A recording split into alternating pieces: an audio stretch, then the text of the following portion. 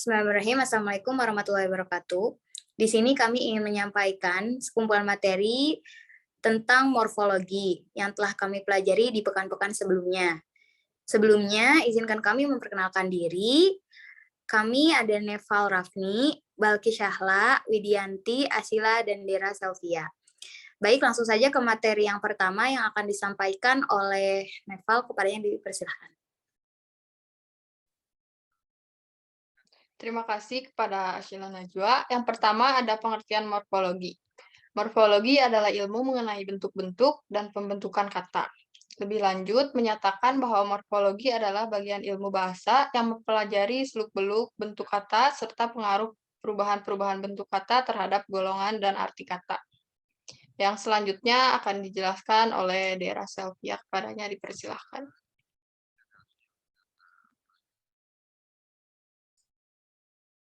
Baik, terima kasih Lenepa. Untuk selanjutnya ada morfem. Menurut Soket, 1958 halaman 123 dalam tarigan 1987 halaman 6, morfem adalah unsur yang terkecil yang secara individual mengandung pengertian dalam ujaran suatu bahasa. Kerap 1987 halaman 51 membedakan morfem menjadi dua, yaitu ada morfem bebas yang dapat langsung membentuk sebuah kalimat atau morfem yang dapat berdiri sendiri. Yang kedua ada morfem terikat yang tidak dapat langsung membina sebuah kalimat tetapi selalu terikat dengan morfem lainnya. Selanjutnya akan dijelaskan oleh Widianti. Baik, terima kasih. Selanjutnya ada klasifikasi morfem. Yang pertama ada morfem bebas dan terikat. Morfem bebas adalah morfem yang mampu berdiri sendiri sebagai kata atau membentuk sebuah kata. Kemudian ada morfem terikat, adalah morfem yang tidak mampu berdiri sendiri dalam artian harus bergabung atau terikat dengan morfem lain dalam membentuk sebuah kata. Yang kedua ada morfem utuh dan morfem terbagi. Morfem utuh adalah morfem yang keseluruhannya komponennya menyatu atau utuh dalam suatu posisi. Kemudian ada morfem terbagi, adalah morfem yang posisi komponennya terpisah. Morfem atau terbagi, morfem terikat pada kata perburuan, misalnya disela oleh morfem bebas atau buru, sehingga komponennya terpisah atau terbagi, yakni sebagian berada di depan bentuk dasar dan sebagian di belakang bentuk dasar. Yang ketiga ada morfem dasar, morfem pangkal dan morfem akar. Morfem dasar adalah bentuk yang menjadi dasar bentukan dalam proses morfologis. Yang selanjutnya ada morfem pangkal, adalah istilah yang digunakan untuk menyebutkan bentuk dasar dalam proses infleksi atau proses pembubuhan afiks inflektif. Yang kemudian ada morfem akar, adalah morfem yang bentuknya tersisa setelah semua afiksnya ditinggalkan, baik atau infleksional maupun afiks diferensionalnya. Materi yang selanjutnya akan dibacakan oleh rekan saya Ashila. Ya, baik, terima kasih. Materi selanjutnya itu kata. Kata adalah bentuk bebas yang paling kecil. Namun, morfem mungkin merupakan keseluruhan kata atau merupakan bagian dari suatu kata. Sehingga dapat dikatakan pula bahwa kemungkinan besar sebetulnya morfemlah satuan kata yang paling kecil. Perbedaan utama dari morfem dan kata adalah kata dapat berdiri sendiri serta dapat membentuk suatu makna bebas. Sebagai satuan gramatik, kata terdiri dari satu atau beberapa morfem. Yang selanjutnya akan disampaikan oleh saudari Balkis, kepadanya dipersilakan. Baik, yang selanjutnya ada klasifikasi kata. Dengan melihat jumlah morfem yang membentuknya, kata dapat dibedakan menjadi dua, yaitu kata monomorfemis, yaitu yang terdiri atas satu morfem seperti meja, burung, pohon, nasi, ibu.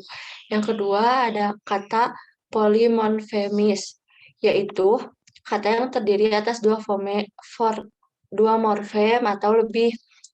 Contohnya membeli, kue-kue, makanan, jejaring, duduklah, rumah makan, temanmu, dan mitra kerja. Selanjutnya, materi akan disampaikan oleh Dera.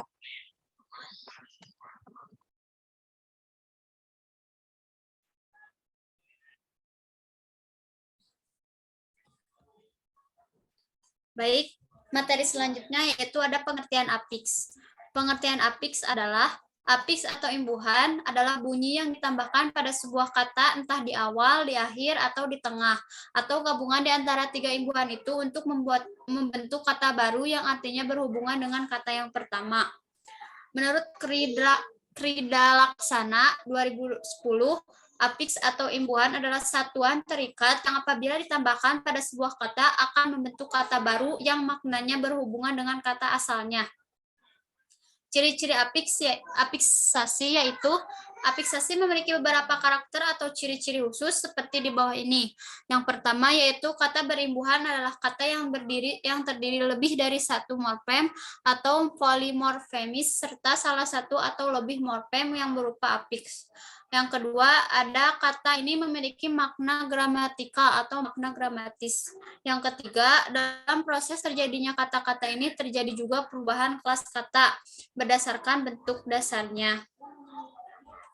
Fungsi apiks, yaitu apiksasi sendiri memiliki fungsi seperti di bawah ini, digunakan untuk membentuk kata benda dengan menggunakan imbuhan.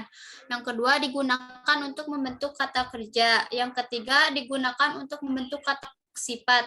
Yang keempat, digunakan untuk kata bilangan. Yang kelima, digunakan untuk membentuk kata keterangan. Selanjutnya, ada jenis-jenis apiks. Jika dilihat pada penetapannya, apiks sendiri dibagi ke dalam beberapa jenis. Di antaranya adalah yang pertama, prefiks atau awalan, atau apiks yang ditempatkan di depan kata dasar. Contohnya, ber, men, se, per, pe, dan ter. Yang kedua ada infiks atau sisipan. Apiks yang ditempatkan di dalam bentuk dasar. Contohnya L, R, M, dan in. Yang ketiga ada sufiks atau akhiran. Apiks yang diletakkan di belakang untuk dasar. Contohnya an, kan, i. Yang keempat ada simulfiks. Apiks ini dimanifestasikan dengan sifat segmenta yang dicampur dengan bentuk dasar. Fungsi simulfiks adalah untuk membentuk verba dan menyebarkan nomina, adjektiva hingga kelas kata yang lainnya. Yang kelima ada konfiks. Apiks ini terdiri dari dua unsur yaitu di depan dan di belakang dengan bentuk dasar dan berfungsi menjadi morfem. Contohnya ke-an, pen-an, ber-an. Yang keenam ada kombinasi apiks atau imbuhan gabung. Apiks ini merupakan kombinasi dari dua apiks atau lebih yang digabungkan bersama bentuk dasar. Bisa dibilang apiks ini bukan jenis apiks yang sangat khusus, namun hanya gabungan dari beberapa apiks saja sehingga memiliki bentuk makna gramatikalnya sendiri. Contohnya bentuk dasarnya kenal. Apiksnya supikan, hasil jadi kenalkan. Yang ketujuh ada suprafiks atau superfiks. Merupakan apiks yang dimanifestasikan dengan sifat suprasegmental atau apiks yang berhubungan dengan morfem. Suprasegmental apiks ini sebenarnya tidak ada di dalam bahasa Indonesia. Yang kedelapan ada interfiks. Apiks ini adalah apiks yang muncul antara dua unsur, yakni dalam bahasa Indonesia, interfiks ini berupa kata-kata dalam bentuk baru. Contoh, interfiks N dan O dalam gabungan Indonesia dan Logi yang akan menjadi Indonesianologi. Yang kesembilan, ada transfik, adalah jenis apik yang membentuk dasar menjadi terbagi dalam beberapa bahasa, seperti bahasa Arab dan Afro-Asiatika. Contoh, akar KTB yang diberikan transfik AA, I, A, I. dan lainnya akan menjadi katab yang artinya ia menulis, kitab yang artinya buku, dan katib yang artinya menulis.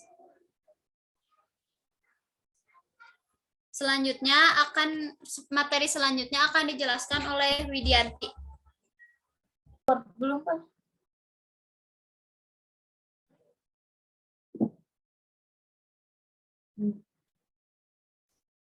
Baik, materi yang selanjutnya ada proses morfologis dalam bahasa Indonesia. Next.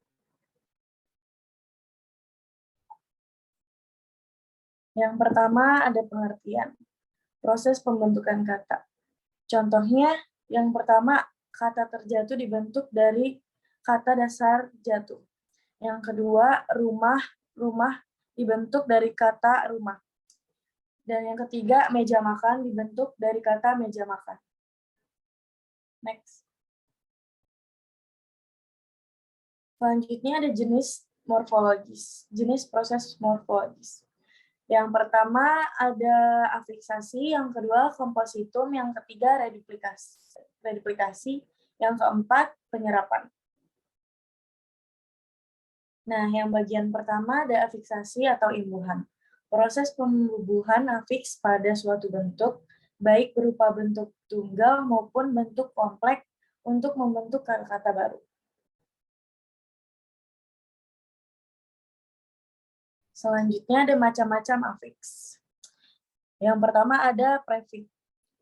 Imbuhan yang terletak di depan kata dasar, me, di, ber, ter, per, se, pe, ke, dan lain sebagainya. Contohnya, memakan atau terindah.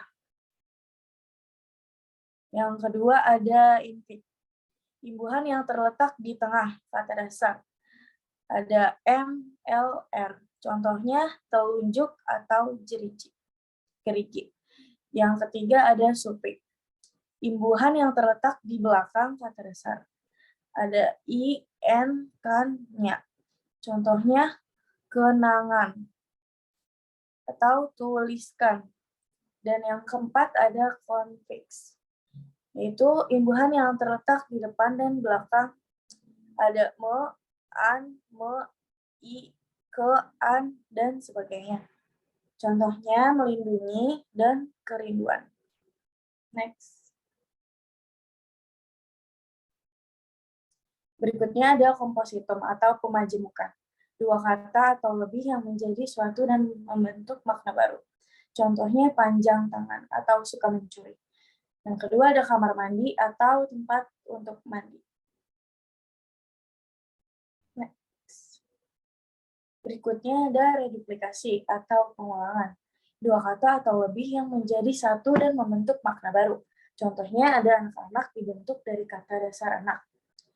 Berikutnya ada gerak-gerik, dibentuk dari kata dasar gerak. Yang selanjutnya ada kebapak-bapaan atau dibentuk kata dasar bapak. Berikutnya. Kemudian ada penyerapan kata dari bahasa asing ke dalam bahasa Indonesia. Ada Sanskerta, Arab, Portugis, Belanda, atau Inggris. Contohnya oktav dibaca aktav. Dan hemoglobin dibaca hemoglobin. Next.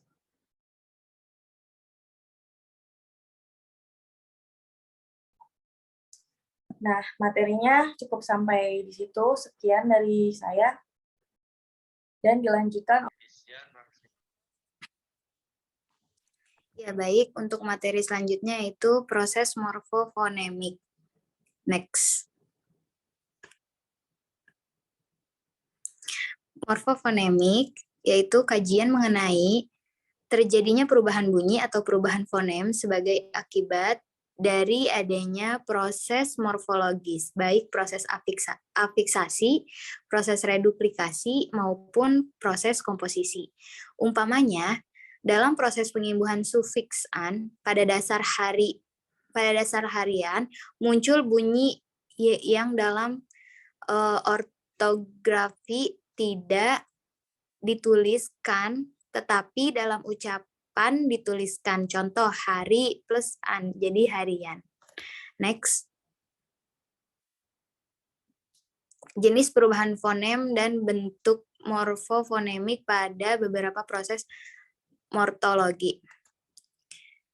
Pemunculan fonem pertama yakni munculnya fonem dalam proses morfologi yang pada mulanya tidak ada, misalnya pada proses pengimbangan prefiks. Pada dasarnya baca akan memunculkan bunyi sangau M yang semula tidak ada. Contoh plus baca jadi membaca. Pelepasan fonem 2, yakni hilangnya fonem dalam satu proses morfologi. Misalnya dalam proses pengimbuhan prefiks dilesapkan. Next. Lalu yang ketiga ada peluluhan fonem, yakni luluhnya sebuah fonem serta disewakannya dengan fonem lain dalam suatu proses morfologi, umpamanya dalam pengimbuhan prefiksme pada dasar sikat. Makna fonem S pada alat sikat diluluhkan dan disewakan pada proses pengimbuhan prepe. Contohnya P plus sikat, jadi penyikat. Lalu yang keempat ada perubahan fonem, yakni perubahan sebuah fonem atau sebuah bunyi sebagai akibat dari terjadinya proses morfologi. Umpamanya dalam pengimbuhan prefiks ber pada dasar kata ajar yang terjadi perubahan bunyi di mana fonem R berubah menjadi fonem I. Contoh ber plus ajar, jadi belajar.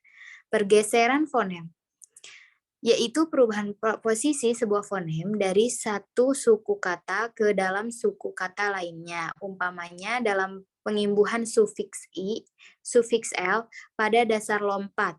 Terjadi pergeseran di mana fonem T yang semulanya berada pada suku kata pat menjadi berada pada suku kata T. Contoh lompat plus I, melompati. Next. Morfofonemik dalam pembentukan kata bahasa Indonesia terjadi dalam proses afiksasi. Dalam proses afiksasi pun terutama hanya di dalam proses prefiks ber, prefiksasi me, prefiksasi pe, prefiksasi per, sufiksasi an, dan yang terakhir prefiksasi ter. Ya, mungkin sekian. Materi selanjutnya akan disampaikan oleh Saudari Neval, kepadanya dipersilakan. Selanjutnya ada menguraikan bentuk, fungsi, dan makna afiks. Bentuk afiks yang pertama ada prefiks. Afiks ini terletak di awal sebuah bentuk. Oleh karena itu, prefiks sering juga disebut sebagai awalan. Prefiks dalam bahasa Indonesia ada 8, yaitu me, di, ber, ke, ter, pe, per, dan se. Yang kedua ada infiks. Infiks adalah imbuhan yang diletakkan di tengah sebuah bentuk. Imbuhan ini sering juga disebut sebagai sisipan. 4 infiks dalam bahasa Indonesia adalah L. Misalnya adalah geletak. Dan ada R, misalnya adalah kerudung. Misalnya dalam kerudung. Dan ada M, misalnya dalam gemetar. Dan in, misalnya dalam kinerja. Yang ketiga ada sufiks. Afiks ini berkebalikan dengan prefiks, yaitu diletakkan di belakang sebuah bentuk. Ada 3 sufiks dalam bahasa Indonesia, yaitu an, kan, dan i. Yang keempat ada simulfiks. Simulfiks berfokus pada ciri segmental yang mampu mengubah kategori sebuah bentuk lewat nasalisasi. Contohnya adalah kopi sebagai nomina yang beralih ke bentuk verba ketika awalnya dinasalkan menjadi ngopi. Yang kelima ada konfiks. Konfiks yang sering juga disebut ambifiks atau sirkumfiks adalah imbuhan di awal dan di belakang sebuah bentuk dasar. Bahasa kita mengenal 4 jenis konfiks, yaitu ke-an, misalnya dalam keadaan. Lalu ada pe-an, misalnya dalam pengiriman. Lalu ada per-an, misalnya dalam pertemanan. Dan ber-an, misalnya dalam bertolongan. Yang keenam ada kombinasi afiks. Kombinasi afiks dan konfiks memang mirip, tetapi tidak sama. Apabila konfiks terjadi secara serentak, kombinasi afiks terjadi secara bertahap. Kata melakukan, contohnya, bukan terbentuk melalui konfiksmekan. Sebaliknya, kata tersebut pertama-tama mengalami sufiksasi kan sehingga terbentuklah lakukan. Baru setelah itu prefiksme dibubuhkan. Lalu ada fungsi dan makna afiks. Fungsi dan makna afiks merupakan dua hal yang berbeda. Secara umum, afiks berfungsi membentuk kata-kata baru, baik dari bentuk dasar, asal, maupun dasar jadian. Kata baru yang dibentuk dengan afiks tersebut kemudian memiliki makna baru pula. Perbedaan makna yang lama dengan yang baru itulah yang disebut makna afiks. Makna afiks itu baru muncul setelah berkonstruksi dengan bentuk dasar atau lebih luasnya setelah diterapkan di bidang gramatika, maka itu disebut makna gramatika. Baik fungsi maupun makna afiks baru jelas apabila kata berafiks itu sudah digunakan dalam konteks kalimat. Oleh karena itu, membantu fungsi dan makna afiks juga harus dalam konteks kalimat. Misalnya ditanyakan dalam ujian, jangan sekali-kali dalam bentuk kata lepas. Yang selanjutnya akan dijelaskan oleh Balkis. Kepadanya dipersilahkan.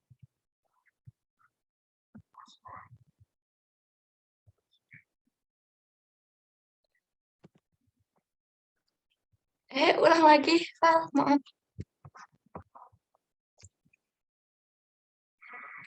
Baik, yang selanjutnya ada menganalisis data secara morfologis.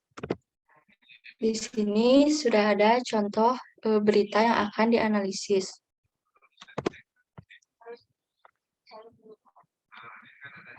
Berdasarkan deskripsi dan klarifikasi data di atas, telah disebutkan ada beberapa kesalahan berbahasa, khususnya pada bidang morfologi.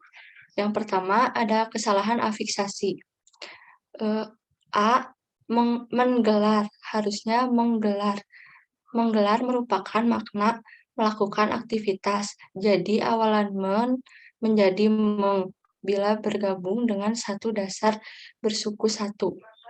Yang kedua ada bekerja, jadi bekerja. Awalan bervariasi menjadi be jika dirangkai dengan kata yang suku pertamanya berbunyi R, jadi bekerja harusnya bekerja.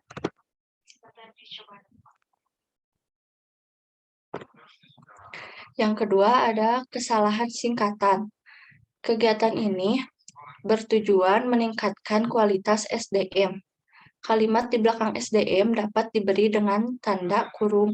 Arti dari singkatan tersebut yakni menjadi sumber daya manusia. Sehingga kalimat yang benar yaitu kegiatan ini bertujuan meningkatkan kualitas SDM dalam kurung sumber daya manusia. Yang kedua, seluruh korban langsung dievakuasi ke RS Bayangkara Polda Jatim. Kalimat di belakang Polda Jatim dapat diberi dengan tanda kurung arti singkatan tersebut, yakni menjadi Polisi Daerah Jawa Timur. Yang ketiga ada pegawai Setda gelar gathering. Kalimat judul di atas kurang efektif karena Sekda tidak boleh disingkat. Jadi, judul yang baik dan benar yaitu Pegawai Sekretaris Daerah gelar gathering.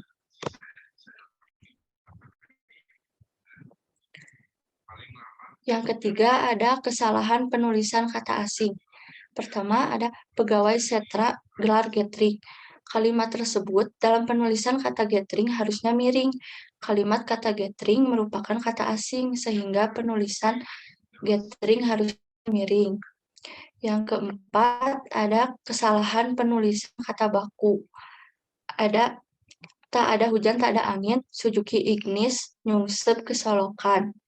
Dalam penulisan kata nyungsep atau kata baku, kata nyungsep tidak diganti dengan bisa diganti dengan masuk atau terjun. Jadi kalimat yang benar, tidak ada hujan, tidak ada angin, Suzuki Ignis terjun ke selokan. Yang kelima, kesalahan penulisan kata gabung. Pertama, kerjasama antar pegawai. Dalam penulisan, kata antar pegawai tidak benar karena kata antar pegawai harusnya digabung. Kata antar merupakan unsur terikat, jadi kata antar pegawai harus digabung dan penulisan yang benar yaitu kerjasama antar pegawai. Kedua, saling membantu antar lini dalam pekerjaan. Sama seperti contoh di atas, kata antar lini pun seharusnya antara antar dan lini itu disatukan karena kata antar merupakan unsur terikat. Yang keenam, kesalahan penulisan kata reduplikasi. Tidak ada korban jiwa, hanya luka ringan. Kalimat tersebut tidak efektif karena reduplikasi tidak tepat penggunaannya. Kalimat yang benar harusnya tidak ada korban jiwa, hanya luka ringan saja. Jadi, hanya dalam contoh tersebut harusnya 1 kali saja. Mungkin sekian, saya kembalikan kepada moderator. Ya, baik. Mungkin cukup sekian materi yang dapat kelompok kami sampaikan. Kurang lebihnya mohon maaf. Wabillahi taufiq wal hidayah. Wassalamualaikum warahmatullahi wabarakatuh.